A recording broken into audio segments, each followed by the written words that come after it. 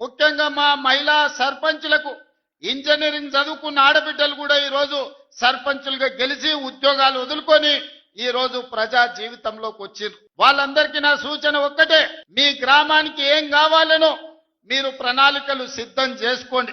ఈ వేదిక మీద నుంచి రాష్ట్రంలో గెలిచిన 12,706 మంది సర్పంచులకు నేను సూచన చేస్తున్నా, ప్రత్యేకంగా స్పెషల్ డెవలప్మెంట్ ఫండ్ చిన్న గ్రామాలకు 5 లక్షలు, పెద్ద గ్రామాలకు 10 లక్షలు యథావిధిగా మీ గ్రామాలకు వచ్చే నిధులు కాకుండా స్పెషల్ డెవలప్మెంట్ ఫండ్ ముఖ్యమంత్రి నిధి నుంచి మేజర్ గ్రామ పంచాయతీలకు 10 లక్షలు, చిన్న గ్రామ పంచాయతీలకు 5 లక్షలు నూతన సంవత్సరంలో మీకు ఇచ్చే బాధ్యత నాది అని ఈ వేదిక మీద నుంచి తెలియజేస్తున్నా.